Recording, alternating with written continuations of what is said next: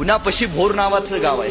त्या गावाच्या जंगलामध्ये महाराज काय करायचे, काही लहान पोरं घेऊन जायचे, त्यांच्या हातात विटीदांडूचा खेळ द्यायचे आणि सांगायचं की बाबा तलवारबाजीचं प्रशिक्षण करा, तलवारबाजी या जंगलामध्ये करा, पण एक गोष्ट लक्षात ठेवा.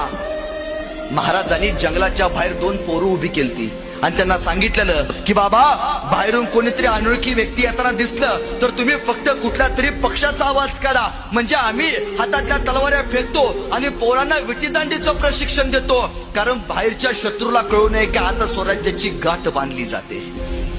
एकदा बाहेरून भरजी नाईक येत होते. नायकांना बघितला बरोबर जंगलाच्या बाहेर उभे केलं. 2 पोरांनी हुबेहूब मोराचा आवाज काढला. नाईक आत आले, महाराजांना भेटले. महाराजांना म्हणाले, महाराज एक संधी द्या महाराज तुमच्यासाठी काम करायला. महाराज म्हणाले, काय करतोस रे तू? काय नाही जी, वेषांतर करतो, असं करतो. माझ्यासारखं वेषांतर अखंड मावळात कोणी करत नाही असं लोक म्हणतात. महाराज म्याना पिंगळा होतो बर का, महाराज म्याना भिकाऱ्याचं वेश घेतो बर का, महाराज तुमच्या गुप्तचर यंत्रणेमध्ये या शेतकऱ्याच्या पोराला घ्याल का महाराज? महाराज तुम्ही जिथं जिथं जाल ना तिथं तिथं जायच्या अगोदर तिथली प्रत्येक माहिती द्यायचं काम हा भरजी करेल. महाराज म्हणाले, जा मी तुला बोलवून घेतो काही दिवसांनी.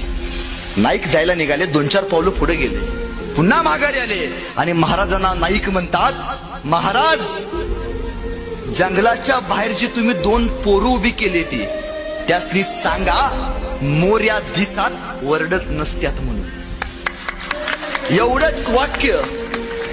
एवढंच वाक्य महाराजांनी त्याचं ऐकलं आणि त्याला गुप्तहेर खात्याचा प्रमुख केला. छत्रपती शिवाजी महाराजांच्या राणी वेसात जायचं न्यायचं कोणालाही परमिशन नव्हती. जायची न्यायची परमिशन फक्त एकाच माणसाला होती, ते म्हणजे भरजी नाईकांना. तुम्हाला माहिती आहे आपल्या घरात एक पोस्टर असतं राज्याभिषेक सोहळ्याचं, त्यात एक इंग्रज अधिकारी आहे. तो काय करतोय महाराजांना मुजरा करतोय. तो इंग्रज अधिकारी म्हणतोय, ज्यावेळी मी महाराजांच्या राज्याभिषेकाला गेलो होतो तरी महाराजांच्या शेजारी एक माणूस उभारला होता. हा तो माणूस राज्याभिषेक सोहळा व्हायच्या अगोदर 2 महिने आमच्या इंग्रजांच्या वाकारीच्या शेजारी भीक मागत होता. मी माझ्या खिशातला पैसा काढला आणि ह्याच्या ताटात टाकला. त्या बेट्यानं 2 महिन्यात अख्खी सुरत आमची भिकारी करून टाकली. तो दुसरा तिसरा कोणी नव्हता, स्वराज्याचा गुप्तहेर भरजी नाईक होते. म्हणजे इंग्रजांना सुद्धा कळाले हे भरजी म्हणजे साधी गोष्ट नाही, साधी आसमानी नाही.